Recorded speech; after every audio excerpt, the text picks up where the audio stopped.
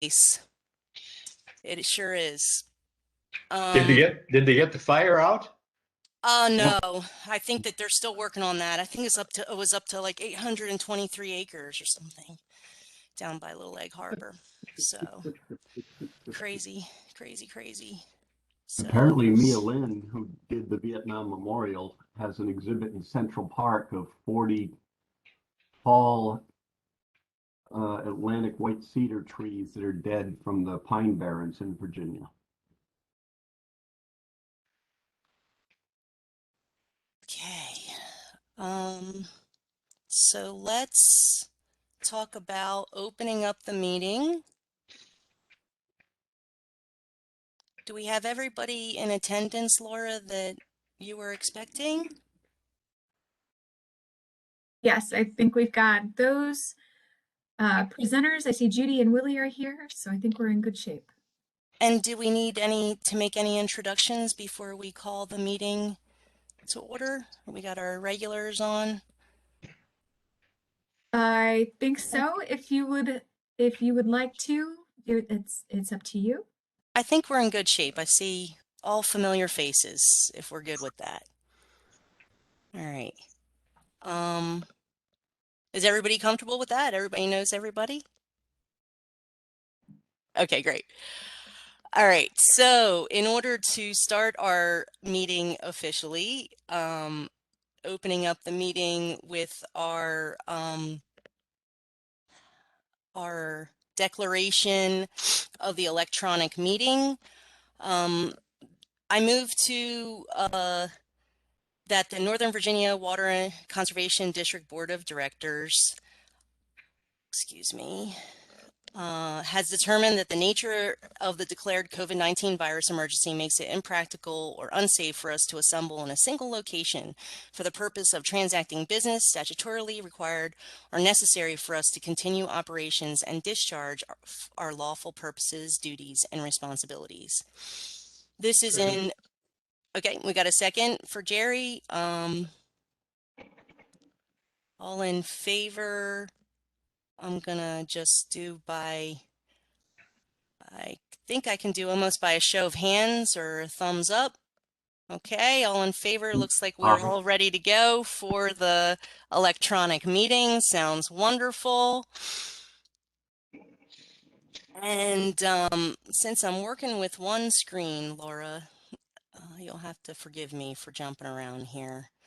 Okay, so one thing, review of minutes of our April 20th meeting. Do we have any questions on the minutes of the April 20th meeting?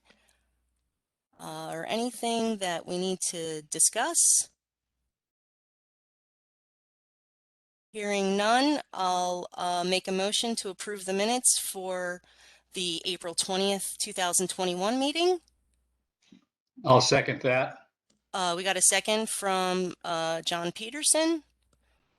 Okay, all in favor, say aye or hold a hand up. Aye. Aye. All right. All opposed? Looks like we're good. Okay, our next thing on the agenda is Willie with our soil conservation plans. Willie, what do you have for us today? I do have one, excuse me, one plan for an equine operation in Clifton. I do have the standard PowerPoint presentation just to bring the technical review committee to bear whatever the details of that plan has. And I will attempt to share.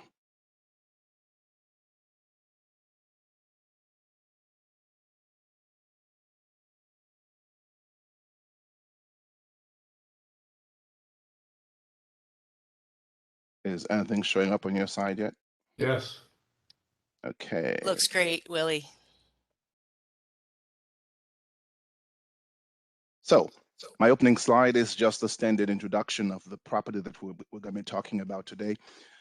It belongs to Elizabeth Price, and she has an equine operation that is planned to have a maximum of 5 horses. Currently, she has 3 horses, but we plan for 5 horses, and it's in the Pope's Head Creek watershed. The total acreage of the property is about 18 acres, of which approximately 5 acres are kept in pasture.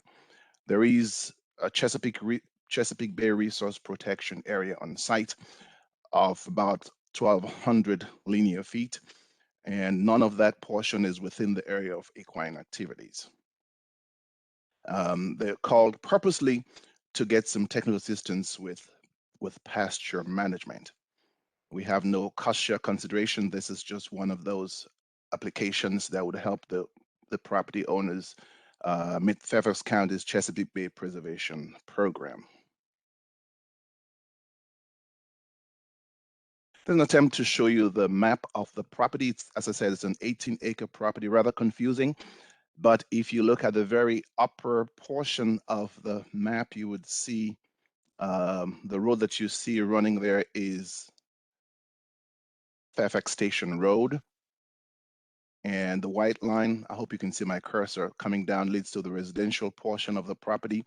And so the north and east sides portions of the parcel is where the equine activity is confined. On the northwest corner, if you can see that, is the gentleman's golf course, which he does his thing on. And in the southern portion of the property, he does have a just wooded and conservation area. There's a pond about 0.4 acres in size, and as you can see, there's a perennial flow that starts within, well, just outside his property, providing that 1,200 linear feet of RPA.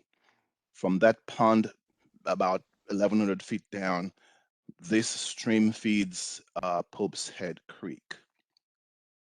So our area of concern, of focus today, would be those pasture fields, which is what the lady called us to get permission to, well, to get assistance with. This is someone we had worked with probably 10 years ago. The concern again is because they don't seem to have good pasture. When I looked at the site, they seem to have a lot of the basic infrastructure in place for them to be able to have good pasture. But let me just run you through what they have so you can see them. Because the map is a little tight, I haven't labeled everything, but I'll point you things of interest. It is important to note that field 1 through 4 is one open field, but they have purposefully used hot wire to do cross fencing to have fields 1, 2, 3, and 4, which is a good practice for pasture management. And if you can see my cursor, I'm not sure, but the little awkwardly shaped fenced off areas, 1, 2, and an elongated one here, which makes it 3. Those are sacrifice areas that they have for the horses. This, as labeled, is the barn. As you can see, it's a very long barn and of importance. I say it's of importance because I'm going to reference this to you in the next few slides coming up. There are cedar trees, one on the west side of the barn and another one on the east side of the barn. Those are reference points I'd like to point to. One of the problems they're having. Willie, will you take a question? Yes, of course. Are those sacrifice areas up to the current standards? No, they're not. Not. And I'll get to talk to them about that soon. But let me talk about now that you asked the question. They're not. And the reason being that they did not have the proper drainage design or structure that they should have, number one. Number two, the soil types here are very highly erodible soil. They're mainly glenelg soil, and they have slopes that range from like C to D slopes. The erosion that's taking place on the sacrifice areas are so intense that the red lines you see, which represent separation fences, have ridges about 6 to 8 inches high. That's how much erosion has taken place over the years. And so what happens with that is the flow that goes from the parking area, which is here, towards the drainage, which is somewhere down here, doesn't flow very well at all, so it holds water. So in wintertime, it's just a big old mess. Big old puddle, muddy mess here, and along this elongated sacrifice area. Yeah, so that's that. So if I move to the next slide, I am attempting to show you the back of that barn we were talking about. And The tree you see here is the cedar tree that actually is on the west side, and the foreground towards the left would be that other cedar tree. But one of the problems here is that the barn, as you can see, does not have any gutter or downspout. And so because they were having problems somewhere down the road with erosion from runoff from this huge roof, they came in and put this surge stone all along this barn, the back side of the barn. Looks like it solved the problem, but it didn't. It just transferred the problem. So there's no more erosion taking place from the rooftop here. But what happens is the water runs down into this swale and goes north and into the sacrifice area is pointing out to you further up. And you can see one of the horses here is actually on the sacrifice area. So there's tremendous amount of water going towards that sacrifice area, or the sacrifice areas, I should say. Additionally, they do not have a composting system. They have the waste picked up and taken away. What you can see on this side is the eastern side of that barn that we talked about. And right here in the top corner is another of that cedar tree that I pointed there was on the eastern side of the barn. And this is just a mound of waste that they have. In the foreground is just a whole big mess because when the equipment comes to pick up, it just turns around and there's no hardened protection to prevent erosion. Now, with that in mind, we went ahead and did the soil test for the fields because remember they have pasture problems. When we did the soil test, I got the results back. I can see the pH was relatively good. What we look for in the pH is a range between 6 to 6.2 for our cool season grasses. This pH is 5.9. That should yield good grass. When we looked at the nutrient level, the phosphorus and the potash, the phosphorus is showing a medium minus, and the potash is showing high minus. Medium minus, high minus would yield good grass as well. It doesn't maximize your yield, but it gives you good grass. So basically, we've seen that they have the fields separated into smaller fields for rotational grazing purposes. We see that the nutrient level is not too bad. We've seen that the pH level is also relatively good. So then they only have 3 horses on a 5-point-something acre pasture. So it begs the question, why is a pasture not good? What I observed and what I suggested to them is that the soil being mainly glenelg, micaceous kind of soil, it erodes, so most of the topsoil is washed away. So the grass is struggling to get a foothold in that soil. So my recommendation to them is to consider composting their waste and spreading. Property owner does not like the idea to compost the waste because they think it's too much work. So in my plan, I encourage them to even try composting a portion of the waste so that they can spread that and it would provide a good soil for the grassroots to take hold. It would introduce the essential biology that is needed for soil to be alive. And it would also provide a high water holding capacity potential for them. So you would have less erosion, more soil being held in place.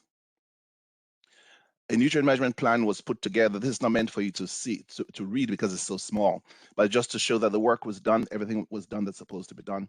And I even went ahead and put in contribution that the manure would make or the composting material would make if only they just incorporate that into it. This is one that I took from a sample that was just like theirs. It wasn't covered, so therefore nitrogen is almost not something you can bank on. But the phosphorus and the potash were there. They will make significant contribution to the soil needs. And I am proposing that they consider doing at least part of that to improve their pasture. So this brings us back to our initial plan, and I think their level of nutrients is good. And if only they can try to incorporate some of the composting into the soil, it would save them some money and improve their pasture. That's all I have for the Price equine operation, which I said is the first. It's in Clifton area of Fairfax. Willie, this is John again. What are you going to recommend they do with those sacrifice areas? Well, I have in the plan the standard structure to, first of all, have it graded properly so that you would have a positive flow downhill, at least a 2 to 3% slope, and then cover that with geotextile fabric, then coming with about 6 to 9 inches of aggregate, depending what mean diameter you have. If it's 2 or 3 inches, get appropriate depth of aggregate, and then the footing material so it would help the horses be able to use that comfortably. Do And they then sound as though they'll do that? well, I verbally discussed with them. I haven't shown them the details yet. When the plan is done, I'll be happy to discuss the details with them and make them understand that they don't have to go that way, but to improve on drainage, they have to do something. Otherwise, it's going to be a problem for them. And also to install a gutter and downspout and extend it all the way down across the field. Is an awkwardly shaped. If you look closely where my cursor, you would see the line of drainage through that field. Can you see the shaded, darker area there? Yeah. That's where the drainage goes and goes under the driveway and down this way through this man's golf course to join this creek and come into this pond.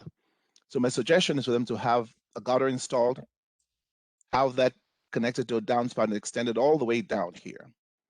And also to install what I suggested them as a catch basin to pick up this bit of runoff that's on this side so it doesn't get through this sacrifice area, and have everything discharged at this point and out of the area of activity and down. So basically we're trying to keep clean water clean. The water from the barn is clean, so we want to make sure it gets piped and taken away, and the rest can just stay in place. This is Monica. Any thought on a suggested for a green roof for that barn? I don't know if that might be something that might be a consideration. It seemed like it had a good flat space. I don't know. It does have a good flat space, and that would be a good recommendation to make. But sometimes I try to just give them what, especially when they have situation like this where you can tell money is probably of concern. Yeah. When you put green roof on a barn like this, you have to make sure the structure is strong enough to hold the weight of the green roof. That's number one. Number two, when you build those things, you have to get a specialized contractor to come in and do it for you. Okay. And then the plan. So it adds up. It's not a bad idea though, but sometimes you don't want to give people too much, then they lose the essence of what. If I can get them to compost the manure, it'll be a big winner for them and for us. Makes sense. No. And then pick up the runoff and pipe it out. Yes, yes. This is a kind of a generic problem that this family has, and that is they don't want to put the labor into composting, collecting and composting the manure. Is there a way they can buy their way out of that? I mean, that's soil. I know what this Glenelg soil looks like, and it is hard to keep topsoil. Is there something they can buy to put down instead of compost that would restore that topsoil? Compost? Yeah. Yeah. They can buy compost and put it down. Is it going to cost more than the green roof? Well, yeah, I think it's practical for them to consider composting what they have. That's why I even encourage them to start small.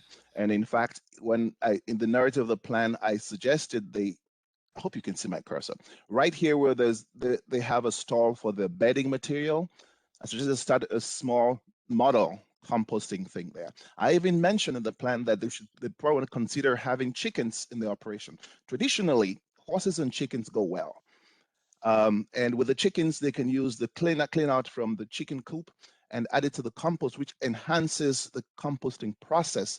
And so that fear of, oh, it's going to take forever or it's going to smell is almost totally eliminated because the high nitrogen in the chicken waste helps to spruce up or hasten or enhance the process that is rather slow for horse waste. Yeah, well, I'm thinking, they came to you asking to improve the pasture. It sounds to me like a primary recommendation is to restore the topsoil. I wonder if it would motivate them to collect it, do what you want them to, by showing them how much it would cost to pay their way out of that, to have somebody bring in something to restore that topsoil. I mean, Yeah, if they saw it was going to take $20,000 to every year to bring in something for the topsoil as a replacement, versus it's $1,500 a year for composting plus X number of hours of labor. You might sell the compost. True, true.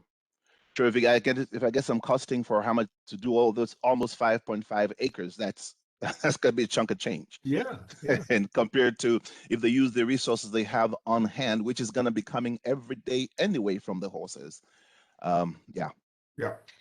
Willie, do they have the equipment to do this compost spreading and other stuff? Like, are they equipped to do it, or is it going to cost them money to buy a piece of equipment, excuse me, in order to spread that compost? You see where I'm coming from? I Right. mean, just taking a tractor and a rake, do they have that resource there? And if they do, maybe if we encourage them to do it once or twice a season, just to see a simple improvement of a couple times during, the spring and the fall, and then maybe they'll learn that their practice is just a simple drag of all of that compost. But if they don't have the actual equipment or they need to rent it, that is going to be an expense. Mhm. Well, like you said, they can rent it, but if you look at this where my cursor is right now, this elongated structure here is a big old farm shed. They do have an equipment, the equipment that would pull this thing along. It's the same equipment they use when the truck comes for the waste to go to that back area to collect the waste sample. The same equipment is theirs. They run it along here, just mess up this whole place and just shovel this thing up, put it into the truck. So they do have the essential equipment. I think it's just the mindset to change it. Maybe they didn't know that they're losing topsoil. I pointed out, I said, my gosh, I said, why did you build that ridge? He said, oh, we didn't build it. It was just soil being lost. So I think hopefully this would help them because they reached out to us and you can see they want to do the right thing. They have only 3 horses, nice horses. So I'm hoping, I'd keep my fingers crossed that they would buy into it and would implement it. Willie, Willie, you mentioned they have a golf Willie? course. How good a shape is the golf course in? Are they spending money on that they could spend on the No, track? now, I don't know if you noticed, there was a little smirk on my face when I said that's his golf course. Now, this golf course is one of those things that we do when we don't have much else to do. If you see, there's a heart shape there. That heart shape represents his wife. And then if you see the elongated streaks on the side, they have 3 kids. So these are like the heart shapes are like the rough in the golf course. So it keeps that area in the rough growing tall, and then the grass. So now it's nothing. I don't think it applies enough fertilizer at all to make it be called a golf course. And it's a good thing he's not because he's got that RP next to it. Willie, when you do that cost benefit analysis about spreading the manure or composting and spreading the manure, don't forget to include what they're already paying to have it hauled away. Right. And where is that manure pile relative to those sacrifice areas? Oh, the manure pile is right there on the east side of this barn. If you can see a little brown area there, that's the manure pile. Relative to sacrifice areas, this is the elongated. Yeah, I can see where the sacrifice areas are. Okay. The reason I ask that is in that picture, it looks like they have not been hauling away all the manure every time because the tree on the right has a buried trunk flare. Right. Well, they have it shipped off, I guess, probably once or twice a year, as the case may be. Oh, okay. But, with 3 horses, you see how those things grow pretty fast.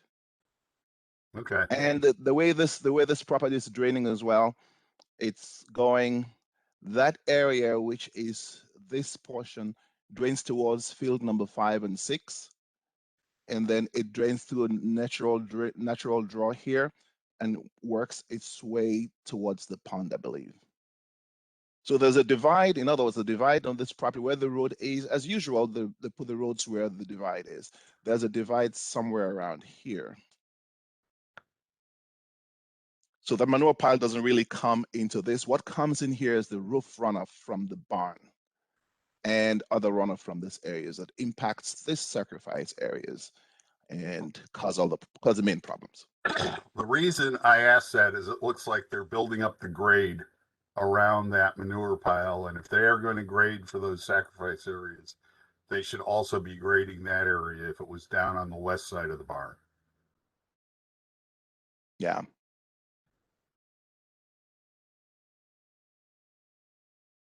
So Willie, this is Willie, this is John again. Yes. When you have developed your preliminary conservation plan and before you discuss it with the homeowner, do you actually prepare a pretty good preliminary cost estimate to go over with them? I would sometimes for a particular, not the entire practices, because a list of practices. If there's one thing, say for the, let's say the sacrifice area, give an example of how much, what it costs to do to meet the specs that we have. I never fail to point out to them that they shouldn't be scared because of the cost, because what we have are the standard and specs that cost share would require. And if they're not getting a cost share, they're better off just doing, they can do what they want to do without going through this high expensive Cadillac version of, say, a sacrifice area. So yes, I do sometimes, but not all the time. I found out that if when I give them which I do most times, but I give them a cost for one practice, I was quick to tell them, don't get scared by the cost of this, because some of these people do things themselves. Like this guy has an equipment in the barn. He may be leveling that area himself, and he looks like that kind of person. The husband looks like that kind of person. So that alone, the grading portion of it eliminates quite a bit of money. And I would think if he puts the gutter on that barn, he doesn't need those surge stone anymore, because by now the water is being conveyed away. Part of that could probably be used for the sacrifice air aggregates that is needed. So there are many ways these people can cut down their cost if only they know what to do and they're sold into it.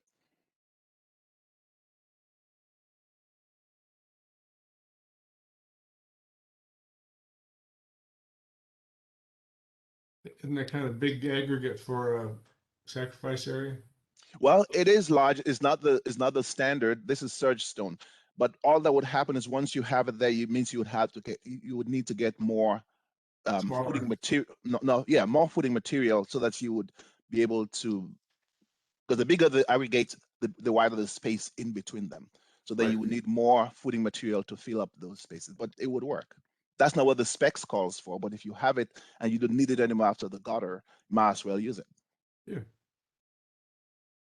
What are those big black things? There's tubes. Oh, They're tires. The tires, I don't know the what wall. I don't know what they're using them for. At one time I was looking, I wonder if when they clean their stall, the water comes out this way. I'm not quite sure.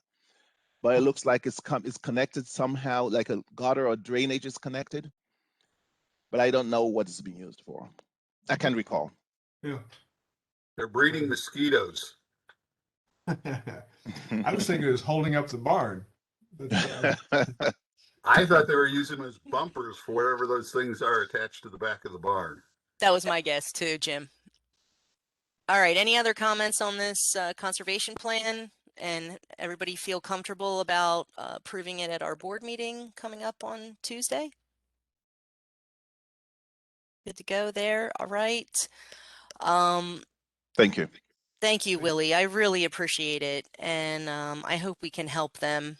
And also, it's good that they came back to us after we helped them 10 years ago. So they clearly need some extra assistance. So thank you very much. Sure. Okay, next on our agenda is Judy. Judy is gonna present some VCAP information. Judy, how are you doing today? Good. How are you all? Great. Good. Let's see if I can get the right screen here to share.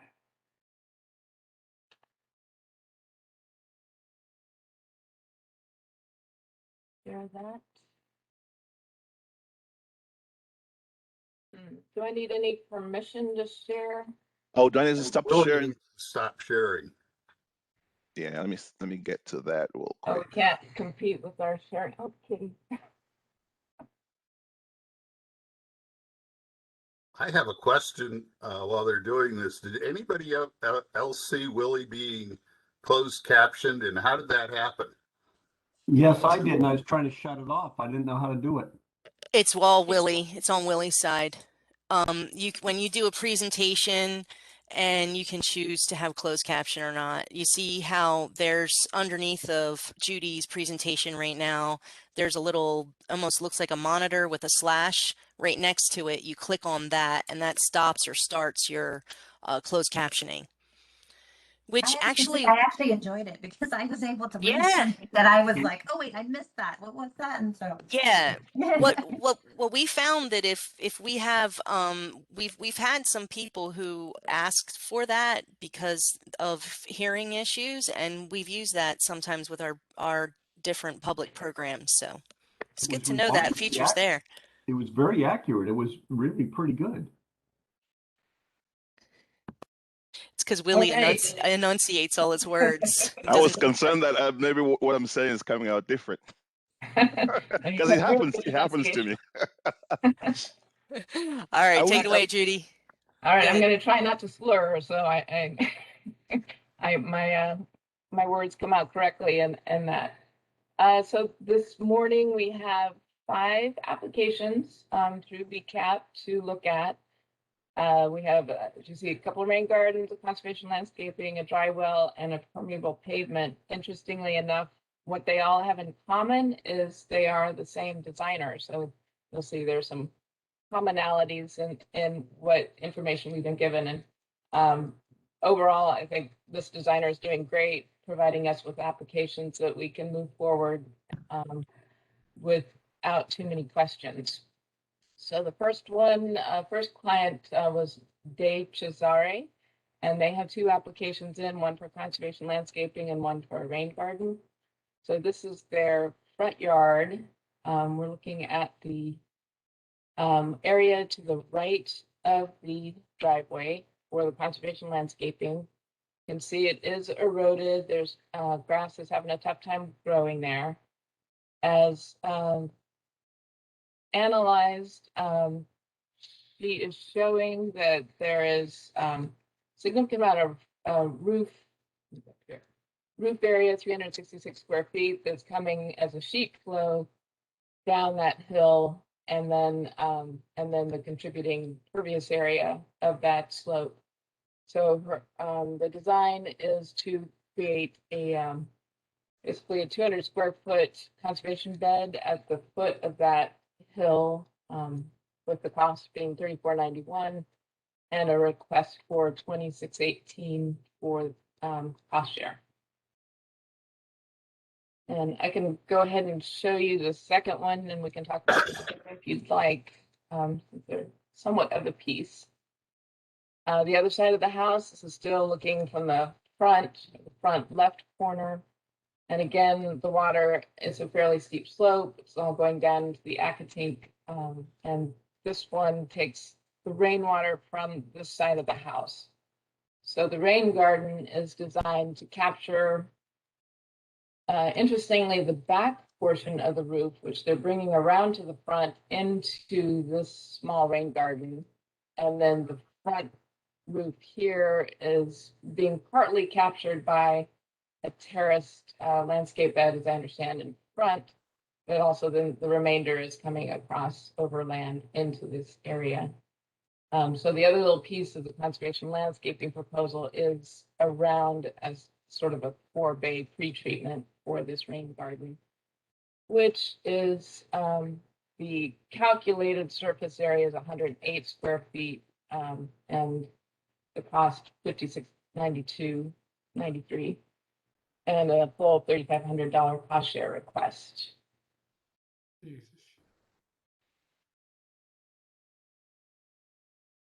Are there questions or suggestions on this one, on these 2? So Judy, on the rain garden, did they provide the calculations for the actual rain garden itself? Are they using an underdrain, or has there been an infiltration test to determine if they actually have infiltration? They do have pretty good infiltration, and also no underdrain on this one. Judy, one of the first planning area that you pointed at overlaps the property boundary. Are they going to get in trouble with the county or somebody else for digging around in the right of way? I don't know. Yeah, we've talked about that for sure. It comes up, it's already come up in couple of the projects I've looked at. And our understanding is that planting in that right of way is the homeowner, it's basically homeowner's risk. If VDOT needs to come through and access that property, the plants will be disturbed and they will have to reconfigure that conservation area. The expectation based on the property from its, situation back there is that it's a pretty, pretty stable neighborhood development and there's not any expectation. Oh, curb and gutter, okay. Right. VDOT's not going to be coming in and adding 2 lanes anytime soon, I don't expect. Yeah.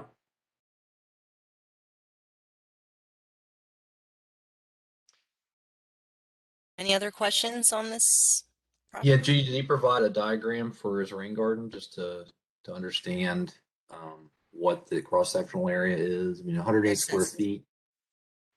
I mean, if you Yeah, they did. And this comes up again with another one of the rain garden designs by this designer is that she's actually calculating the slope of the rain garden. So although her detail of the section is a typical one, not specific to, well, actually on this one she did, because it's on a slope, she did actually pretty carefully calculate out the slope of it. And this is why the two numbers disagree, 145 on her drawing versus the surface area of 108, because she's actually including a larger area to account for the 8% slope she's dealing with. So she is actually trying to be very conservative in her, in her calculations of the actual rainfall that it's managing, but it is a larger area because of site conditions and because of the slope, interior slope of the bowl of the rain garden, which she is also taking into account. VCAP doesn't require that, but that's certainly more accurate to the real world conditions for sure. Judy, did the landscape architect here have recommendations to the homeowner for that area that's eroded downslope from the back of the building? I noticed they're in woods, heavy shade. It's going to be tough to grow stuff, but what do you do about a place like that that's eroded and in such deep shade with a steep slope? Yeah, I didn't ask about that, and I don't think that. I believe Maria did the site visit here, and I don't think the designer was yet involved at that time. So from speaking with her about other projects, she generally has a more holistic plan for the property owners.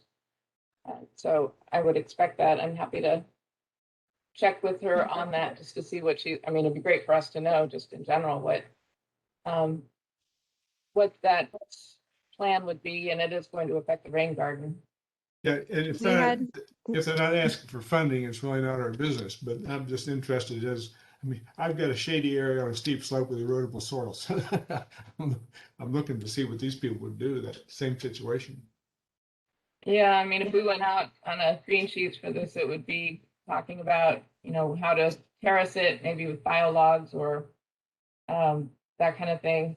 Right. So certainly, it actually does. You bring up a good point because it could affect the functioning of the rain garden. That could be a lot of sediment that they need to keep away from the rain garden as it stands. Well, this is on the back side of the property, right? So it's not going to go toward the rain garden?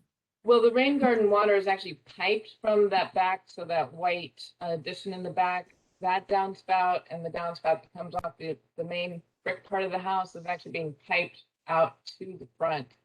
So Right. The water that's coming down this hillside, you're right. It's not actually technically in the design of the rain garden, Right. but if it that is would that kind of eroded slope. Yeah, moving that Sorry. water away from the slope will help. It would alleviate some of the erosion. But Right. I hope the landscape architect provides the homeowner with some remedy for this erosion surface. Yeah. Northern definitely. sea oats. Say again? Northern sea oats. Northern sea oats. They'll grow anywhere and they'll fill that area up like nothing. The Waiting English is- ivy is filling in pretty good, The recovering English that ivy area. doesn't seem to be able to hold against that flow, nor the Pachysandra. Well, the flow's going to go away though, some of it. Yeah, a good portion of it from that, I think from the main house rear gutter is probably flowing there now. And Maria, maybe you can address, I think the rear gutter on the far back is actually currently going down the backyard. Oh, okay. Yeah, what they're trying to do is help there was that sunroom addition on the back, and so the house sits in the middle of the watershed divide. So steep slope in the backyard as well as the front. So they're trying to mitigate their downhill neighbors that are receiving a lot of that additional sunroom runoff that's going that way. So that's why they're purposely taking that water from the backyard and bringing it towards the front where they've got room to less conflicts, but there's mature shade trees and stuff back there. So they've got room to dig and grade in the front yard. Originally, they had submitted this side as a conservation landscaping proposal, and we did talk about stuff that they could do and put in there to recover that area, but ultimately they decided to try and treat sort of the runoff, kind of our sponge garden effect for that conservation landscaping where that other pop-up is that Judy showed in the front yard. This area doesn't receive, I mean, it's got mature shade trees covering the canopy.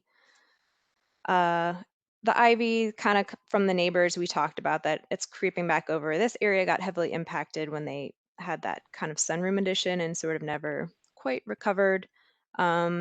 This area flows down to a turf area, so it's not going straight. The rain garden's off to the side, so it's not going to silt in any of that. It's just sort of getting captured. Yeah, if you can tell that kind of dark area on the side over there. So it's sort of in a border with the neighbors of different items. Oh, and looking from this picture, it doesn't look like that slope is as steep as it looks in the other picture. Well, this is in the same place though, right? This is the front yard. Isn't that the other slope in the backyard? No, It's the actually the yard. side. Chimney there on the left side of the house. Oh, And then the rain garden is here. So Yeah. based on how the truck is parked, there is some pretty good slope still here, but yes, definitely much steeper coming down the side of that house.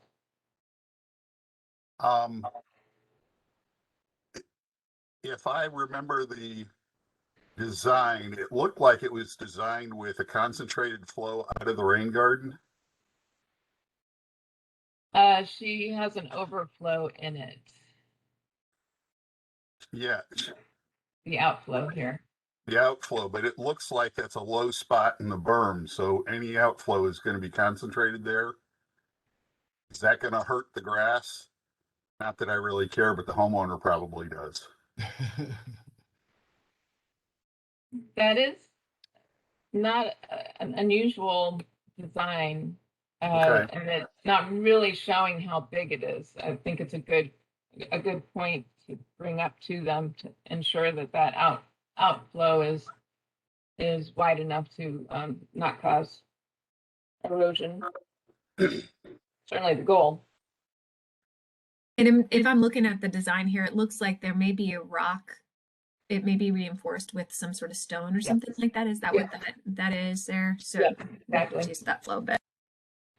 It might be good to bring that stone out as kind of like an apron, so the water comes out and dissipates almost like a level spreader, rather than just a fairly concentrated flow right onto the grass. Yeah, I'll definitely put that in the comments. Good point. Okay. Okay. Any other ideas or suggestions, Judy? Can you move to the next one? Yeah. Okay. So this is another rain garden. It's in Pemmott Run, right on the Arlington border. This shows you where the two photos are taken of the backyard. So this is the property, the Kensington Street is out here on the lower portion of this diagram. And as you can see, the water is flowing down the slope in the backyard and ending up along this fence here.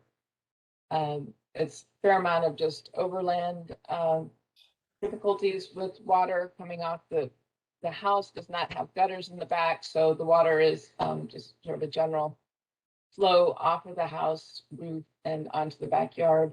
But the main issue they're dealing with are the back properties here are both infill lots, very large properties with very large houses built recently.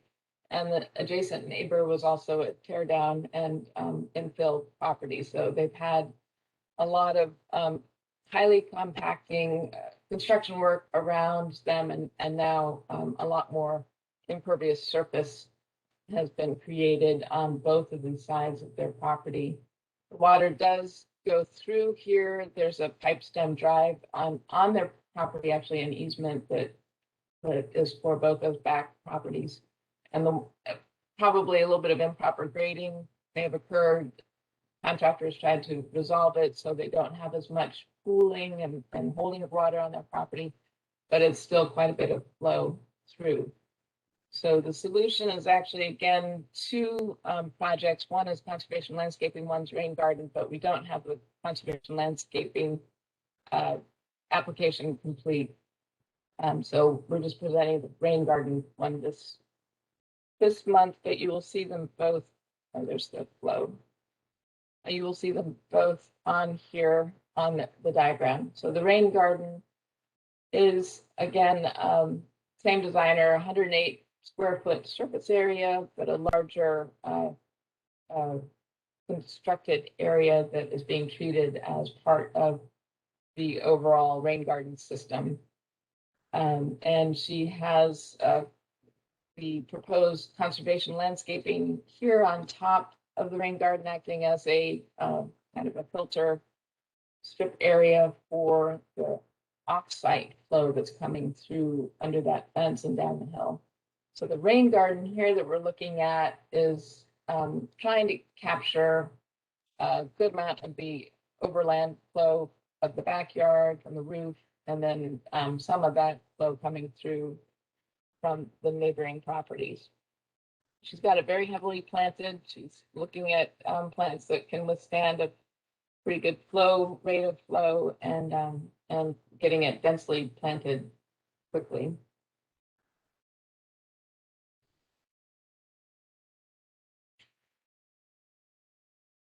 Questions on So this Judy, what did you on the sizing for that rain garden again? I mean, 2890 for the impervious area, or I'm sorry, it says pervious area. Okay, gotcha. Right. So that's the treatment area, but it's 26 times greater than the surface area of the rain garden itself. Yes. So what ponding depth is she actually supplying? So she is not, right, she is not accommodating that flow. So this was a question I had on this one. It's just such a huge amount of overland flow coming through the site.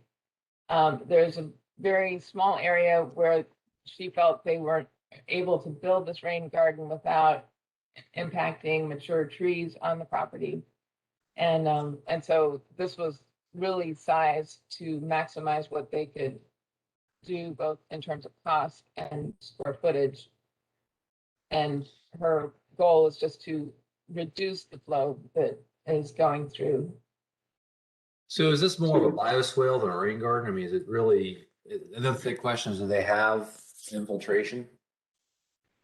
They do have infiltration, pretty good rate. I was wondering if they should maybe go to a bioretention, but they just don't have room, I think, to do anything larger.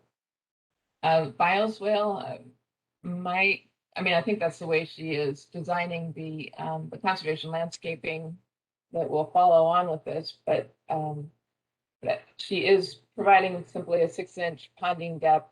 I don't believe she's adding or replacing any soil. It's just her calculations are based on the 6-inch ponding.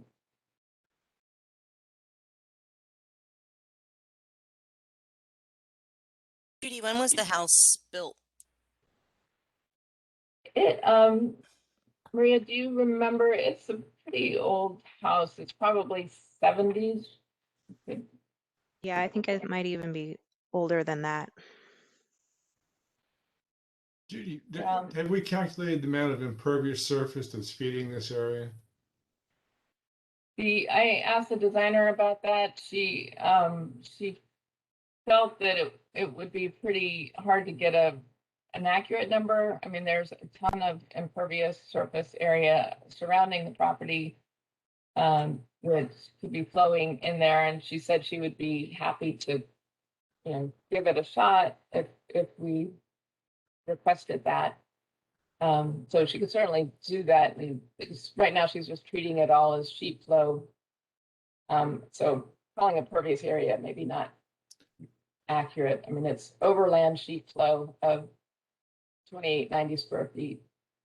Right, that's just the pervious area. I hate to be old school, but it sounds to me like she needs a pipe. If she's getting as much flow as it sounds like, what is some planning? What's a rain garden going to do for it? If she's not banking on infiltration, she's just planting more plants. She's really going to mitigate this problem? So I think they're just hoping to slice off a part of it and manage at least what they can on their property, and allow the rest of it to go through. So I think the design is the rain garden is bermed so that it will only hold so much, and but regraded so that the rest does flow through down at the bottom here. And continue. Is it fair to say that this really is more of a, relieving the wet area within the yard than it is treating the water? Because it's just too small. So from a water quality perspective, I'm not sure it's providing much of a benefit, but it's certainly beneficial to have conservation landscaping for the benefit of the homeowner, but I'm not sure it's providing a great water quality benefit. Yeah, it's a question, because I mean, if it is functioning for some portion of that water as a rain garden under the program, then we are getting some, similar water quality benefit as another 6-inch ponding, another 54 square cubic feet of water treatment. Judy, can you back up to the topographic map?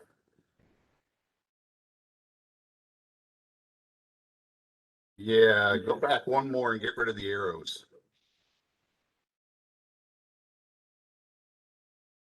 So it looks like they're citing this at the confluence, essentially the confluence of two, at least ephemeral streams.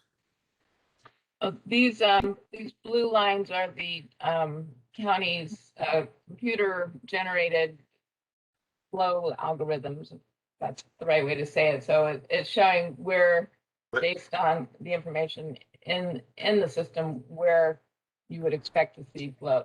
It matches up very much with their on the ground experience. And looking at the topography, that's exactly where the ephemeral streams would be. So yeah, she's getting probably a whole lot more than 2,800 square feet going in there. Yeah, and if there's new driveways and new rooftops, then that portion. Well, now theoretically, all of that stormwater is being treated on site, right, Charles? One would hope. I mean, and that's what the code says now, but. So it definitely has changed from pre-construction of those houses, based on the homeowner who has lived there for a long time. There certainly was a lot of compaction. They had photos of some rain events during construction, which this was just a muddy, pool. And there is a large area of concrete on this driveway. I don't know how it may be sending the water away. That's where, you know, I'm not sure for sure where the water is going on each of these properties without further investigation. And then this access is gravel, though the designer said it is very compact gravel. So running completely along the side of the property is a gravel drive. On the other side of this fence, I believe, is how that works. Maria, you can correct me if that is different.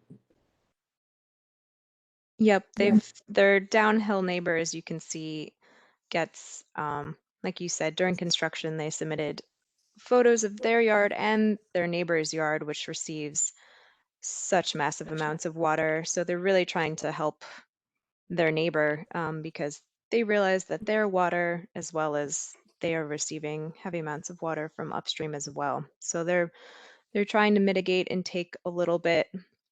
As far as the comments of when Judy and I were kind of assessing and talking about the sizing,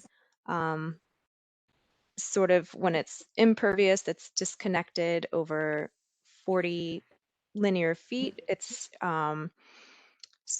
according to VCAP or just in BMP, yeah, the ranking in general, that's no longer, you know, impervious runoff. It's been disconnected. That's what they say. So although there is steeper slopes here, I think these are 1 foot contours, right?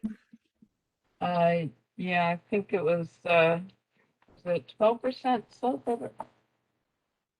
Yeah, those are 1 foot contours. The red ones are 5 foot. I think it was, yeah, 40 feet was 5 divided by 40. Yeah, so like Judy said, they worked with kind of the space they had to try and take a little bit off of that water that's moving through with the space they had to kind of make their yard still workable instead of just passing it all under their fence and across the driveway to their downhill neighbor.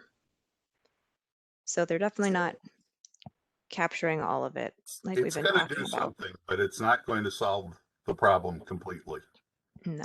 Right. And for my money, sod over compacted soil is impervious surface, but you got to work with your specs. Right. You know, we plug these into the criteria for the program, and as Maria said, basically, even though we could calculate impervious area around it, it doesn't really factor into their scoring for the program. But it is true. I mean, the program would prefer from a roof, you know, an actual disconnect situation for a rain garden, but that's just sort of the ideal. You know, I think they're trying to be creative here and work with what they've got. The homeowners are very excited about going all native. Right now, apparently there's not anything that is native on the property, so it's going to be a big transformation, and this is one part of the larger plan that they have for the property. Yeah, I had another question. You mentioned that the designer was trying to avoid impacting mature trees. Where are those trees? Because I don't see any in these pictures. Again, so Maria, you could probably answer. I know I'm sure they're planning on taking out the bamboo in that other corner of the property. But it is a very mature, you know, basically the overall neighborhood is super mature canopy, tall trees, very shady on the Fairfax County side. Yeah, the front yard has some, and then in the backyard, not along that lower fence line, but in the uphill portion that's sort of off screen. There's a lot over there. Mm-hmm.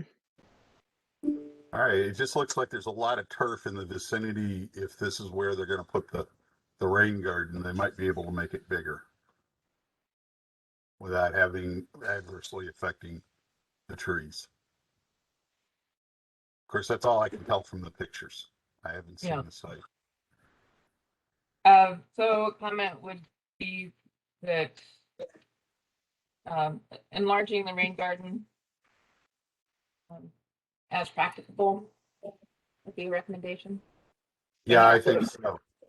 Not that it would change their application per se, but as a recommendation. But I guess the big question would be, again, the goals of the VCAP program. You know, from a water quality perspective, I'm not sure it's doing much because of the size of the drainage area. But, you know, it is certainly beneficial to have more people doing native landscaping. You know, it has some benefit, but I'm not sure it's an appreciable benefit. That's the big question I have. Yeah, my question kind of goes along with the design too, Judy, is, you know, you mentioned that they've got about 6 inches of ponding depth. Are they amending the soil? Are they adding any sort of, you know, gravel chamber or anything like that? Are they digging down with this particular location? No, they, I believe the designer said in order to keep costs down, they forewent that, but but certainly they did discuss it. But Yeah, I from your appreciate- perspective, this checks the boxes for the VCAP program. I think as an offline rain garden, you know, where they are actually looking to see the flow, not really managed by this one facility, but as a part, you know, it is treating what it can, given its size. It's a small rain garden, but rain gardens are small. If we wanted to say that they need to increase the capacity of it by adding the soil media and the gravel, I'm fine with that. Well, I think that the guidelines, there was a really good spreadsheet that was developed previously by Assad and Christine, I think, that gave the opportunity for a homeowner even to plug in the numbers. Yeah. And come on with sizing criteria. This doesn't meet the sizing criteria for adequate treatment. So the objective is, you know, I think it's still worthy. I mean, to me, if I were gardening there, it'd be cool to capture that water and put in plants that would be water friendly. But I'm not so sure that going to the effort of creating a ponding area is a good idea. Maybe you're better off just doing extensive landscaping and amending the soil at the surface and getting root systems established, because it's probably better to let the water go since you're not really treating much of it anyway. So I'm a little puzzled by the small size, unless you want a water feature that you can garden in. It may partly depend too on, I mean, the program itself, when it defines a rain garden, really just talks about ponding depth. And if you don't have the infiltration, then you move to soil amendment and other. So the actual rain garden practice in VCAP, to my understanding, is a fairly limited requirement for it, just to basically be ponding. So it's not that unlike conservation landscaping, which fits with how much money people will get. It's treated the same as conservation landscaping in the cost share. But our sizing spreadsheet allows a lot more opportunity for treatment, which is great. So I think when we provide that to folks and they plug in the numbers, like you say, it's really showing them what a rain garden can do. If you, last month we had a couple that did the whole thing, dug it out, put in the gravel, put in the soil media, and maximize the functioning of it. But as I understand it, the program doesn't require that. I'm just What's the curious if, address? I'm sorry, go ahead. What's the address? 6249 North Kensington. I'm just curious if they would actually provide a larger benefit by essentially doing extensive landscaping across that backyard, so that you're providing greater roughness and greater soil porosity. So you putting the water in contact with a larger filtration system and not worry about the ponding area per se. I think they would probably overall provide a better water quality benefit by doing that. Essentially, you're providing a diffuse flow path with a better opportunity for the soil to absorb water and to filter and to slow it down. And that maybe that would be a better overall approach for this site, since they don't have much room to pond. That the long-term goal might be more along the lines of that. Let me And add to that, Charles, if I might. You know, one of the things I see the funding opportunity here and regulations that go along with it are creating a situation, particularly on this lot, that I've thought about a lot over all these projects and particularly the ones that got the high costs. And that is that what we really need here is a change in land use.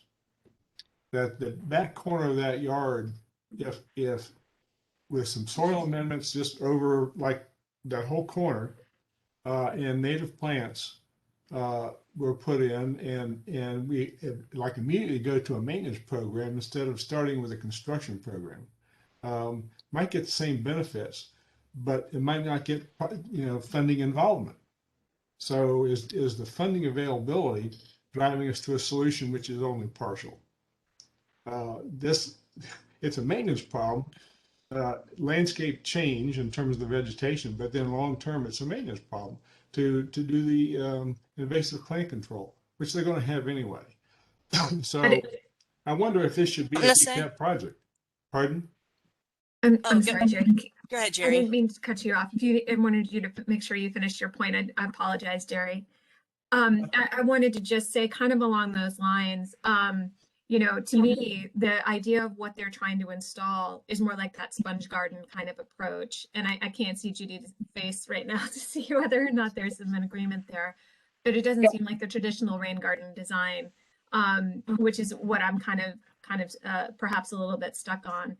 I mean, one of the options would be to defer this, decision on this one, but until there's some of those questions that are answered, or if we wanted to bring back some alternative suggestions. This, I think, was a site also visited by Maria, and I don't know if she has anything else to add to it.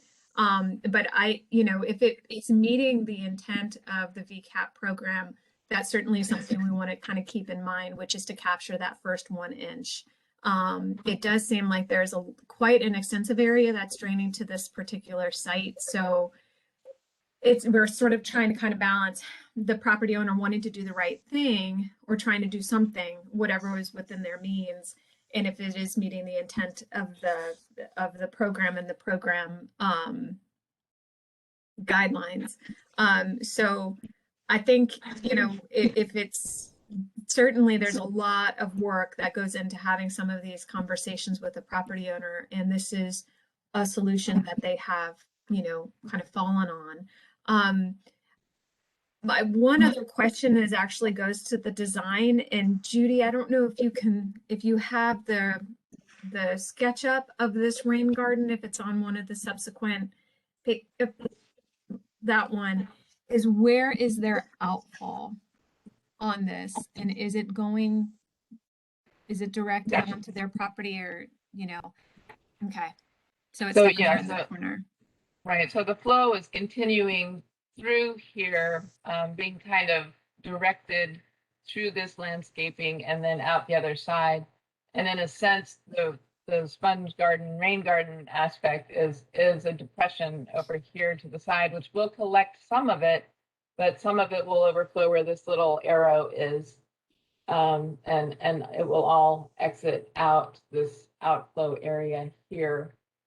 So, and I think this is one that, we see some projects that have shown us their whole plan for their yard, and it's amazing, and it's $30,000 or something, and it's a beautiful rendering, and we see their whole vision, and then their rain garden or their conservation landscaping is one, helping to fulfill that. In this case, we're just seeing that one part of this plan. So according to the designer, this property owner is looking to do something along the lines of what Charles was saying, is to really convert that yard to conservation landscaping as their response to the situation they're in. And these things that we're looking at are just two pieces, one this month, the rain garden, that they hope to have some assistance with. And she said very honestly, if they don't get the assistance, they probably won't be able to do very much. They really are counting on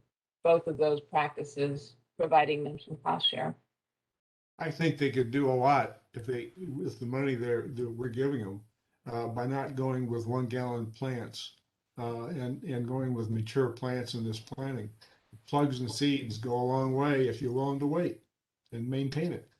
Yeah, I think the concern there is just the velocity of water. If they do get, that they're going to have to armor these things pretty well to keep them in place with some of the flow, I think, is the idea. She is using some plugs where it's less of a concern, but I'm happy to bring that up because you're right. They can really pay for a lot more plants, smaller sizes.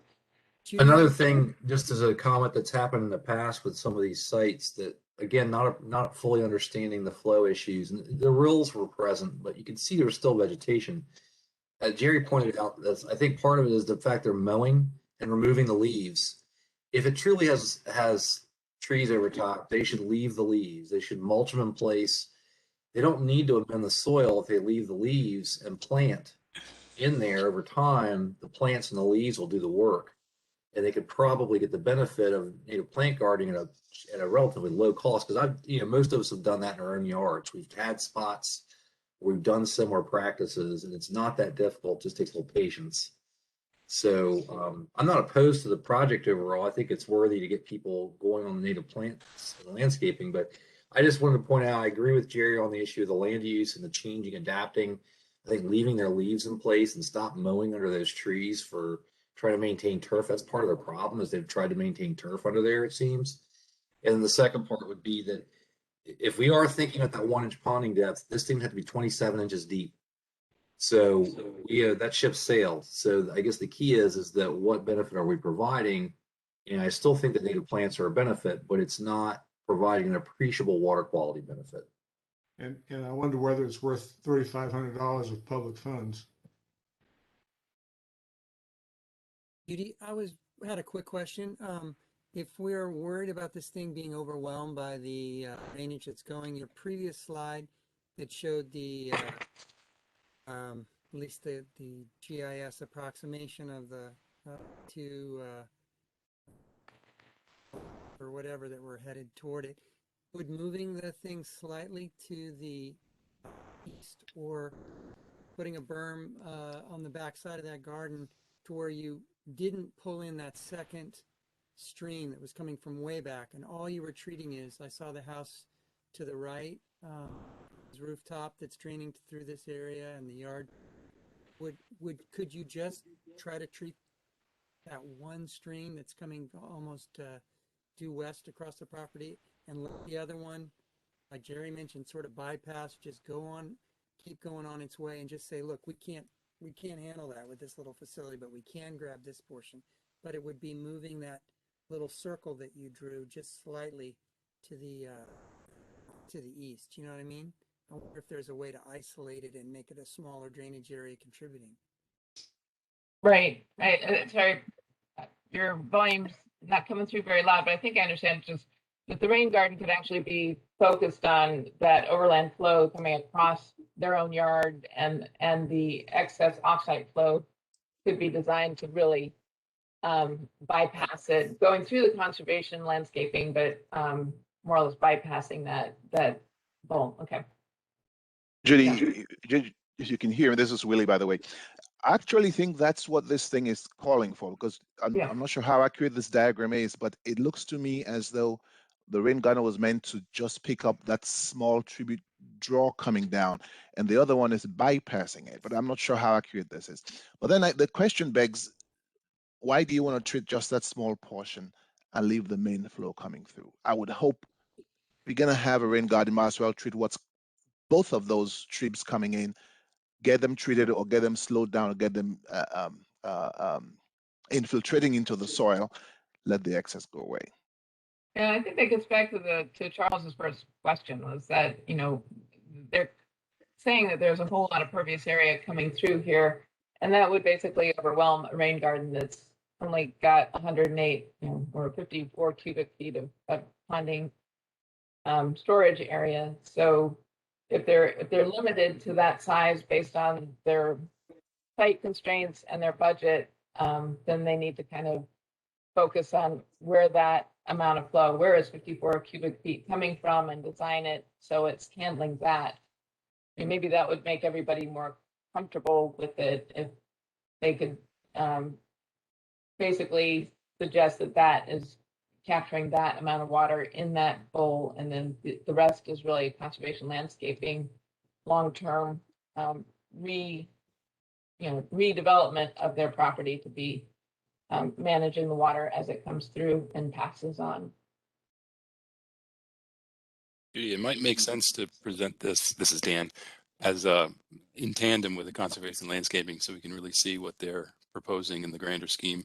But just looking at the numbers, again, there's some discussion about whether that pervious area of 2,890 square feet is highly accurate. But if it is, then 108 square foot rain garden with 6 inches of ponding would handle the runoff based on VCAP's calculations for 2,890 square feet of pervious area, which would be, I just did quick back of the envelope calculations. That looks to be about 55 cubic feet of runoff.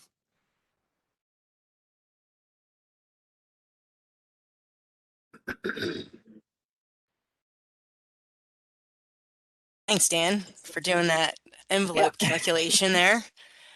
It's hard to find my mute button.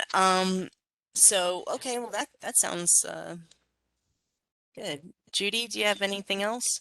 So is the recommendation to revisit this with the conservation landscaping application next month then? Yeah, Judy, the reason I asked for the address is I looked this property up on Jade. And Dan, you can correct me if I'm wrong, but this is Wheaton Glen Elg soil. So it's pretty well drained. So going back to Jerry's comment, I'm not sure you necessarily need a rain garden so much as the conservation landscaping to slow down the flow, maintain greater contact with the soil or longer contact with the soil, and you can get a lot of infiltration through these soils. So how much of the cost of this project is the physical building of the garden as opposed to the plants? And if they've got excavation or anything going in there that could be shifted to the plants and expand the planting area, they probably would get almost as much effect as putting in a rain garden. So they do have the our limitation of they can only get one cost share grant per practice. So if I understand correctly, they could only apply for one conservation landscape grant, which would, so. And the conservation landscaping is probably going to cost almost as much as the rain garden, but by doing it as conservation and rain garden, they're getting $700 or $7,000 as opposed to $3,500. Potentially, right. Okay.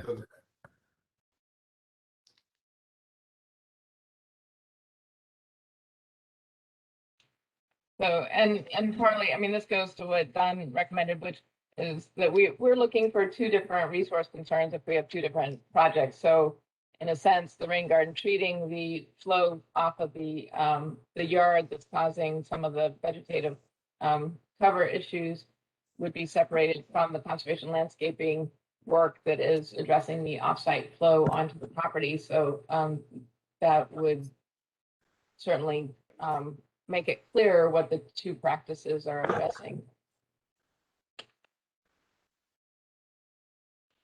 So, okay, it sounds like I should bring this back to you all next month and get the fuller picture from the designer so that everyone can see what the overall intentions of the property owner are. Does that sound? Yeah, I found the tree. It's kind of in this diagram where that 0 point whatever that thing is, the scale up there in the upper right corner. If I'm reading this right, because there's no north arrow on this. I mean, they show a lot of trees surrounding it on this plan. So maybe given the size of the drainage area, and I like Jim's comment that they maybe should focus more on extensive than intensive. So if the same amount of dollars could expand the footprint of the plantings and just do away with the structural piece And if that cost will provide a greater benefit over a larger area, that maybe that's a better approach, just as a suggestion. And the other part of that is plant small now, plant wide, and concentrate on maintenance of a much larger area in natural landscaping.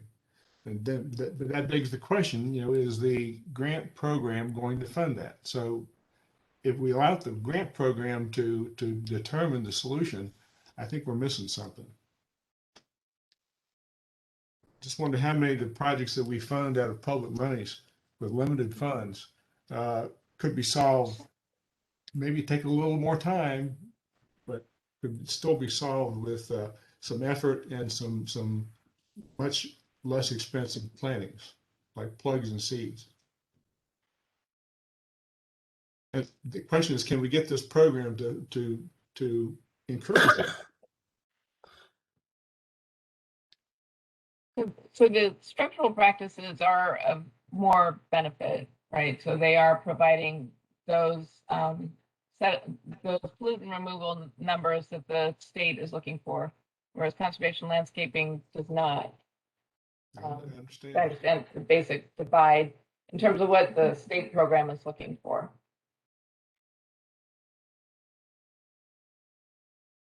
I can't help but compare this kind of project with what we're trying to start up at the Great Falls Grange with the Fairfax County Park Authority.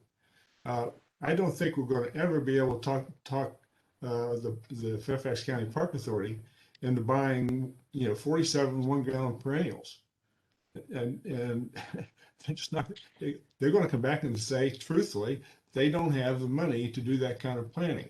We're trying to convert an oak grove, which is now savanna, is nothing but mown grass underneath a fairly dense canopy, and we want to naturalize that.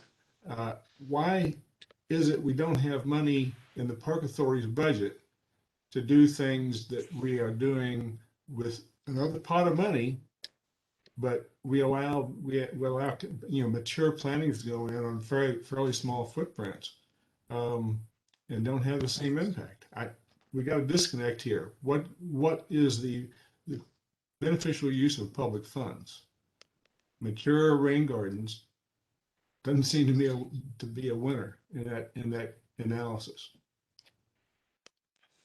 I think these are all really important questions as we're heading into the next program year and thinking about the kinds of policies that we want to be putting in place. There are definitely some things that private property owners will be willing to purchase on their own.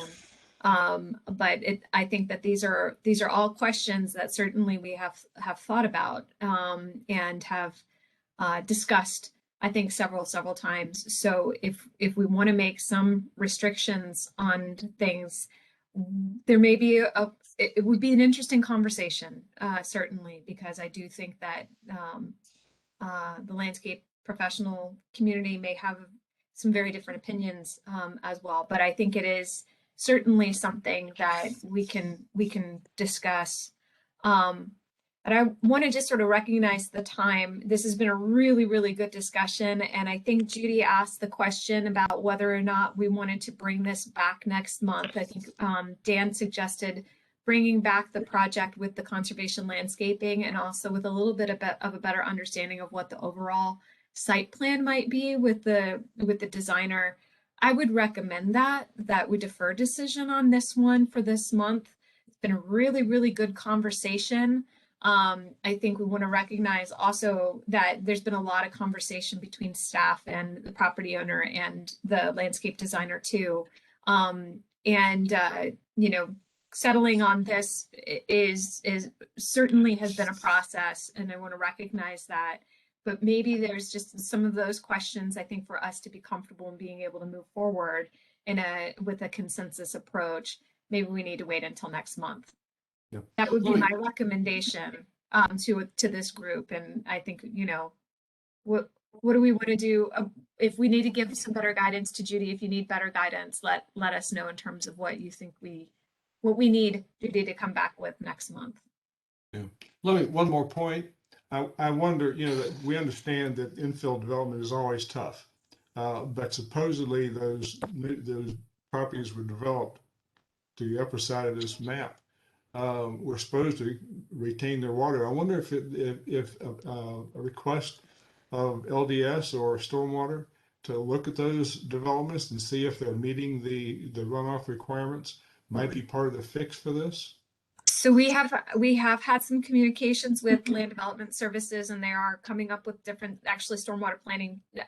Maybe this is a conversation again for another day, because I think it could be a much longer one. And perhaps that certainly is something we could bring back to the TRC for discussion. I'd like to. Some of those kinds of issues. Perhaps you might want to say, we're kind of making that suggestion right now, but if you have particular interest, maybe you can follow up with Adria and myself, and we can see about trying to. Yeah, I think it's a topic, this is not time for it, but it's a topic worth addressing. Before we go spending public money, make sure that other parties that are contributing to the problem are doing their share.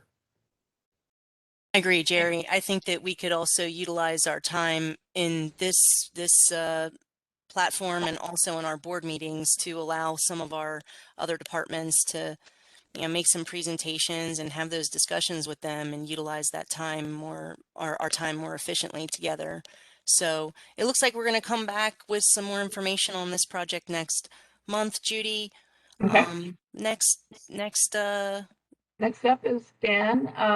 And Dan, did you want me to run the slides, or do you have your own deck you want to?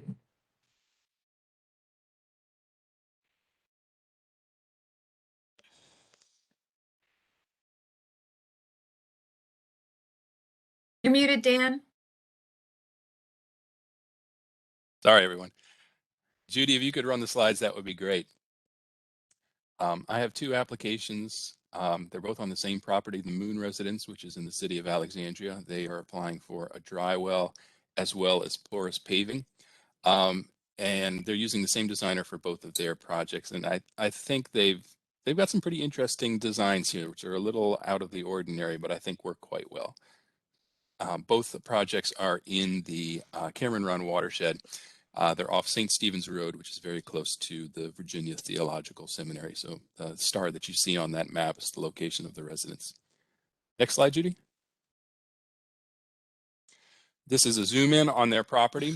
They sort of sit at the crest of the hill, if you will. Most of their property is fairly flat, but then it starts getting very steeply sloped as you get to the eastern side of their yard, both in the backyard and in the front yard. And as a result, they do get a bit of water from their uphill neighbor. They contribute, of course, water themselves. And then by the time that water flows to the eastern side of their property, it goes down a fairly steep hill and rushes down into their neighbor's yard. So they're beginning to see erosion in their own yard, and they said that quite a bit of their water is causing some flooding issues in their downhill neighbor. So they're trying to both fix the problems on their own property as well as reduce the flow volume and speed that's going down to their downhill neighbor. Next slide. So here's some pictures of what they're dealing with. The picture on the left there shows their patio. They recently bought the house. It was the previous owner who put in that patio. If I'm remembering correctly, it's about a 800 square foot patio. So it's quite large, a lot of concrete in the backyard. And water tends to skirt around the edge of that patio. And of course, the patio itself creates quite a bit of runoff. You can see some of the mulch that is washed off on the picture on the right-hand side, which shows you the flow path kind of going, skirting around the edge. The patio sits just an inch or two higher than the rest of the land, and it creates a bit of a barrier that causes the water to push off along the edge and towards the backyard. And then once it gets to the back of the backyard, it flows along their mulch path. And then the picture to the right shows what happens when it starts going down the steep slope to their neighbor's yard, their downhill neighbor's yard. Judy, I think I've got some animations there. So we're going to hit the forward arrow once. So this is an eroded pathway that's being caused by the runoff that's coming off their patio as well as skirting around the edge of their patio. And then they also have a sunroom and of course the roof of their own house, which discharges into a downspout on the rear left of their property, which flows over their grass. And Judy, if you can hit the arrow one more time, and that's creating a second flow path that's causing an eroded channel to form on the that was just highlighted. Those combined together, basically about 2 or 3 feet above their fence line, and then spill as a combined flow into their neighbor's property. Next slide, please, Judy. So I'm going to start with the dry well. What they're trying to do is put a dry well about 10 feet off of the left rear corner of their sunroom. And the sunroom has a gutter system that captures all the square footage of the sunroom, which is 384 square feet, plus 286 square feet of their main roof. So all of that impervious surface flows down into one downspout, and they're going to pipe it directly to this dry well, which has a capacity of 395 gallons. Next slide. And again, this is to control that one of those eroded pathways that you see flowing down into the neighbor's yard. Next slide again. The dimensions of the dry well will be 7.25 feet wide by 5.5 feet long by 2.67 feet deep. That's a little bit shallower than normal, but actually that was based on my recommendation. They're in an area of the City of Alexandria that typically has a high groundwater, and I did see some rough signs of high groundwater in the core sample that I took. So I suggested they try and make the dry well as shallow as possible to keep a good separation from any groundwater that might be under there. Next slide. And the way they're doing this, the way they're creating the shallower system, is that they're using storm tank inserts, and these are basically the milk crate looking devices that we've seen on one other project before, an infiltration trench. They have a lot more porosity than standard gravel, so they hold a larger volume of water over a smaller space. So by putting in these storm tank milk crate type devices, they can increase the storage capacity while keeping the depth of the rain garden fairly small. I think if you hit the forward arrow, they'll show a picture of what these devices look like. So they come in a variety of sizes, but they're basically kind of a dense plastic box, if you will, that basically has about a 95 to 97% porosity, whereas the typical gravel used in drywell systems has about a 40% porosity. So they can hold per volume about twice as much water per volume. Next slide, please. So their specific numbers, again, they're looking to store 395 gallons of water. The total cost of this project will be $3,552.49, which is actually quite good. So they're asking for a cost share of $2,664.36. Any questions regarding their dry well? Dan, what is the fill outside of the storm tank system? It is surrounded with the typical gravel. So it's basically, from the surface, it'll look like a regular dry well. All you'll see is the gravel, but sort of inserted inside of that gravel are these storm tank chambers. Okay. And I believe I think that's a creative. Sorry. Yeah, that's what I was thinking too. It's kind of a creative use of the space and an efficient use of the space as well too. Yeah, that's very cool. I really appreciate that, both your advice and the adaptation to using the storm tanks in order to maximize the detention capability. That's great. Yep.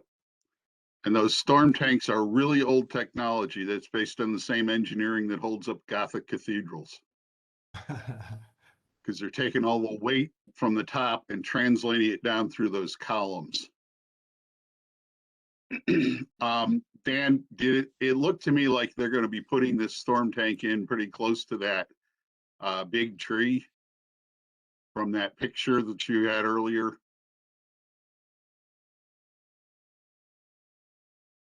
Would you mind going back a couple slides? Yeah, so that's the erosion path. That's not the actual location. No, go forward one more. No, the other way. There we go. So is that, yeah, that's the big tree there. And this, I'm doing it again. I'm pointing with my cursor. So normally I would be concerned a little bit about, the proximity to the root zone of that tree, but I'm actually hoping this project kills that tree because that's an invasive Norway maple. Okay. So I won't say anything to them. Don't say anything about it. Just let them go. If they Okay, want to move it closer to the tree, not a problem. gotcha. All right. You might suggest that they use hardwood mulch instead of bark mulch. The hardwood will absorb the water and stay in place a little better than the bark mulch will. All right. Make a note.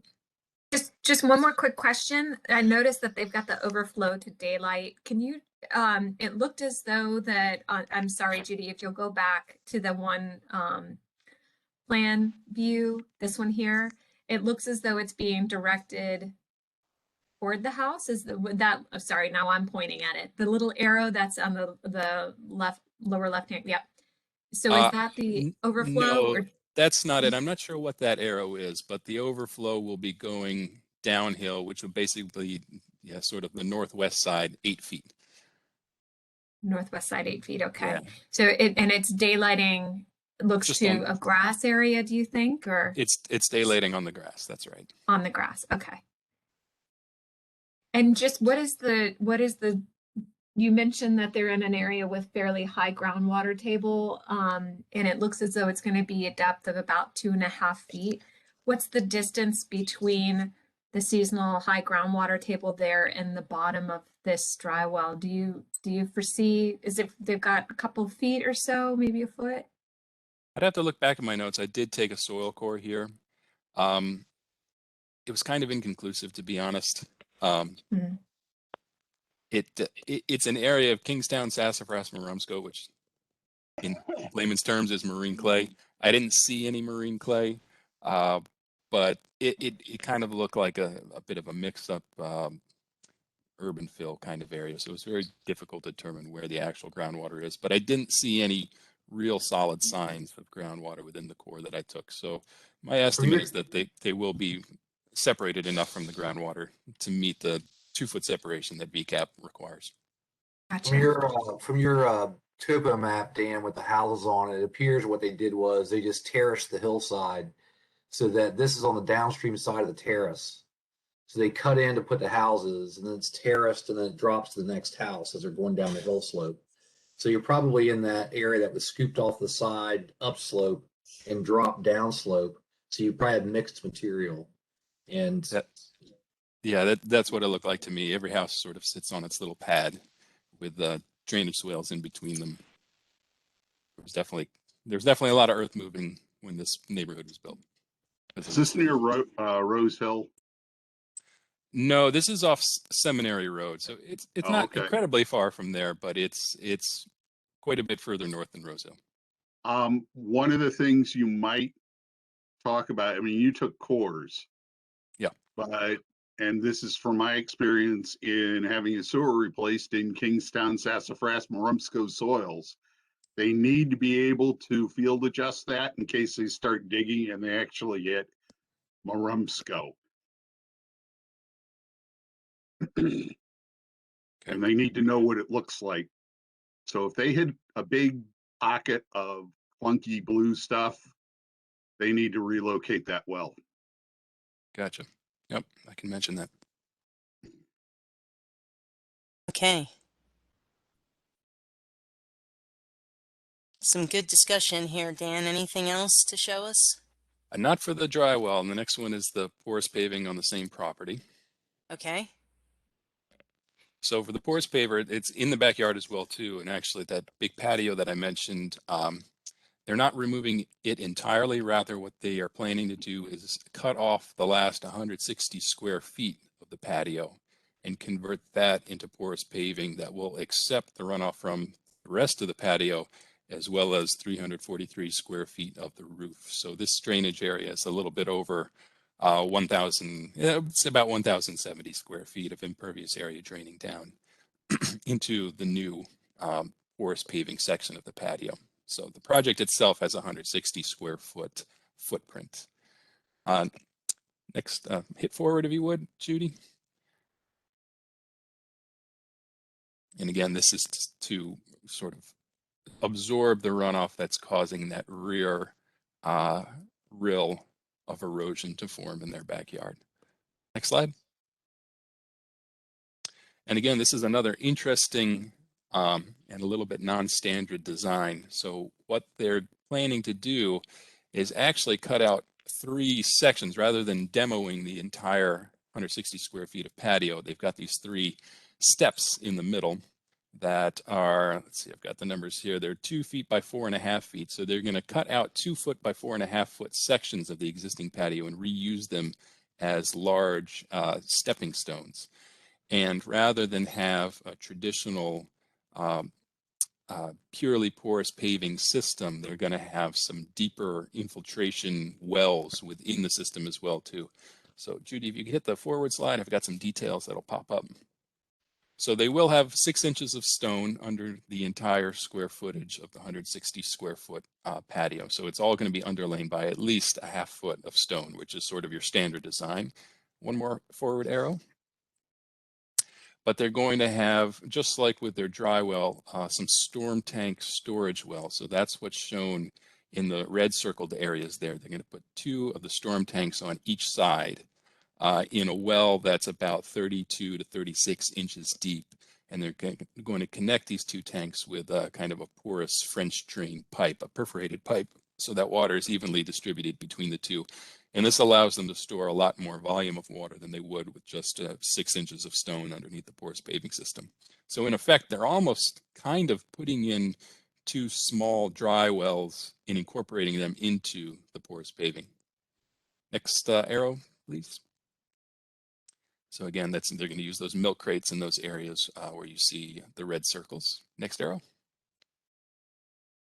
And then there's those 2 foot by 4.5 foot wide steps of the existing slab that they're going to retain on site. And that's purely aesthetic, but I think it will look pretty nice. And it won't change the functionality, the performance of the porous paving. One more slide. Dan, what is that arrow coming in from the right? Looks like a pipe. They're going to have put a rocky swale along the side because they are getting some spillover. Mostly the water that comes in from the right-hand side skirts around the edge, but a little bit of it does spill on. So rather than just have impervious surface spill on, they wanted to run that water through a rocky swale, put it into a catch basin to filter out some of that sediment before it gets into the porous paving system. I thought maybe just the arrow was pointing the wrong direction, but that's not an overflow, that's inflow. That's inflow, the overflow is at the top. That's right. Where you see moon permeable patio, yeah, there's the overflow pipe right there. Okay, gotcha. Thank you. Yep. And one more forward arrow, Judy. So then there's again, that's 3 large steps from the existing concrete slab. Next slide, please.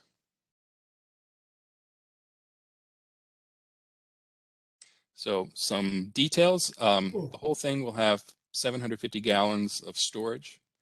Total cost is pretty high, $13,201.80. But the cost share is fairly low as a percentage since, again, we base our porous paving cost share on the gallons of impervious surface collected. And since they're collecting close to 1,300 square feet of impervious surface draining down to this section, that their cost share will be $3,900. Any questions about this project, the porous paving? I just want to comment. I think this is very admirable. This is the kind of thing where you saw the one Judy presented, where you have all these infill places where people are dumping their water on other people's property and not paying much attention. Here you have property owners who bought a property that had previous improvements that are causing problems, and they're going above and beyond, I think, to be a good steward. I think this is a really, really nice example. I think it's a good example too, in a creative use of space and storage as well. I agree with that. I think this is the kind of thing we should be doing to try and really infiltrate water on the individual's property as best we can. Then the question I have, did they submit this illustration to you or did you do it yourself? They submitted this illustration. So this is coming from the designer. Yeah, this is so clear. You don't have to decipher. You can see, you can understand what's happening. Whereas all the diagrams or illustrations presented in some of the cases, you can barely read the handwriting, let alone know where water is flowing, where it's coming from. And I'm not sure if we can request this kind of specifications. I In think some, that it's interesting to me. It's all are the same designer today, so we're seeing a variety of her approaches, and we can certainly encourage. Say this one was really what communicated the project really well, and this is kind of the standard we'd like to see going forward. I think that's a great point. If I I would can also just just like comment to on one mention. thing, Oh, I'm sorry. no, go ahead, Monica. I just want to just make sure that we're being thoughtful about what's good and what's bad in the sense of what people can afford. So I don't want to completely discount the other property's owner attempts to create a situation to try and improve their land. They may not have the funding or the means to go into something like this. It's very expensive. So I just want us to be cautious in how we speak to like why something's better. If you put more money into something, obviously it's going to be better. If you have the ability to fund that. So I want us to be careful because there's people who are trying to amend situations and may have limited means to do so, but they're doing their best to their abilities. So I just want to keep that in as we look at these projects and we think about what is equitable in our way to help support our community. And that includes people who may not be able to create a financial investment like this. So that's all. I wanted to just mention, I think that this is some good feedback to be able to provide to the landscape professional in terms of what has been helpful, and certainly this could be a great model. I want to also just recognize when we do the site visit requests applications and we review those, the kinds of practices like this where somebody is trying to take a very proactive approach to resolving an issue or resolving impacts on downstream neighbors definitely comes forward through that process. I also just wanted to mention that we get a lot of questions and interest in the program from neighbors that are receiving off-site water and are having to deal with that too. So it is a very, very, very common issue. And I think as we're again thinking about the program, it sounds like we are taking the approach of prioritizing those that are a little bit higher, that especially when there are neighbors that are working together, that's always a lovely thing. And I think we're, definitely trying to address those higher up conditions and make sure that they're not necessarily impacting the neighbor. But we do oftentimes get called in time and time and time again from folks that are trying to address offsite water. And that is what we do when we go out and do green sheets. That is one of the things that we say is, unless we're talking with that neighbor, we can't, unless that neighbor is engaged, we can't tell them what to do, but we can help you figure out how you can address the water coming through your site. So it's just something to kind of keep in mind as we think about our programs and all, and think about the efforts that we're trying to make. Definitely promoting those good examples and promoting those folks that are doing, what the ideal is something that's important. Just one more question. In tracking how many off-site issues, right? How much off-site water issues are impacting some individuals. Is that something, and this is just something for a broader conversation to share with the county at a level of, this increase in development is really having this impact on homeowners that are, left with little recourse oftentimes, but that's something we could elevate and showcase to the county, especially as, keeping that data of how many people are having these issues because of increased development in their neighborhood and things like that. I think that would be useful in at least broader discussions. I agree, and I think the offsite contributions are somewhat different for legacy situations compared to infill, where those infill lots were supposed to be designed with stormwater retention sufficient to go back to natural conditions, but that also has conflicts with trees, which we talk about a lot at the Tree Commission, and that is sometimes the stormwater controls that are put on these infill lots require taking down trees. where you got to decide where you're going to lose. And some, particularly these older neighborhoods with the smaller lots. So where it's a legacy situation, you know, both houses have been there for 40 years. That's a different thing. That's all.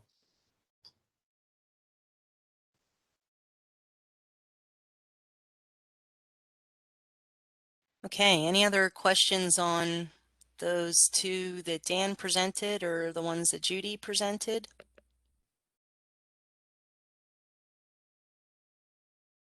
Right. Anything else, Laura? Sounds like we have the 4 projects to go forward to the board next week. Okay. Okay, great. Thank you. Yeah, no, it was a great conversation. Lots to think about for sure. And again, I would encourage you, if you've got ideas or things that you would like to learn a little bit more about, to pass those along to Adria. And if it's appropriate at the TRC, you know, we can certainly discuss them. But I think some of the biggest things is one of the things we talked about specifically is the soils, and it goes back to everything that Dan and Judy presented, is how, you know, in that big infill lot versus the other lot, how the soil is going to respond and where that is going to work, and every soil is different. And that's why we're the Soil and Water Conservation District. So That's why we have Dan. that's right, and all the other experts that we have on our team, which we're very, very lucky to have. So anything else to come before the TRC? Laura? Adria, I just wanted to point out one thing about that last project. Forget what Dan called them. I call them soil cells. But from an arboricultural point of view, that's a great way to plant trees in a more urban area, because you can put both pervious pavement and impervious pavement on top of those things, and then fill the vault with soil, which creates a lot of root space for a tree that you can put in the middle of that. I'm sure, Adria, you're familiar with that. I'm not sure if the rest of the district personnel have seen this. They're used a lot of times in urban tree planting and have been very, very successful. A lot of the folks from different areas across the country utilize them in a lot of our more urban cities, where we're trying to extend the life of trees beyond that 5 to 7 urban tree lifespan. So thanks for pointing that out, Jim. Yeah. So that's just something to keep in mind if you're ever in a situation where you've got high traffic and you want to plant trees.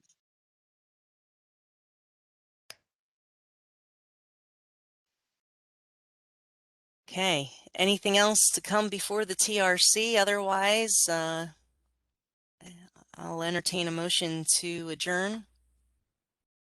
So move. Good Okay. timing. All right, great. Good timing. Looks like you have a motion and second. I'll second it. Okay, Jim seconds. So we are adjourned. Did I skip something? I'm sorry if I did. You're supposed to vote on the motion, but I think everybody's in agreement. Everybody's saying okay. All right. Thanks, Jim, for keeping me in line. Low on caffeine and got to go check up on my mom now. So all in favor? All right. All opposed? I don't think we have any opposed. Then we'll see you all at the board meeting next week on Tuesday, the 27th. Thanks so much, everybody. Have a great day. All right. Thank Take you care. all. Have a great day. Thanks.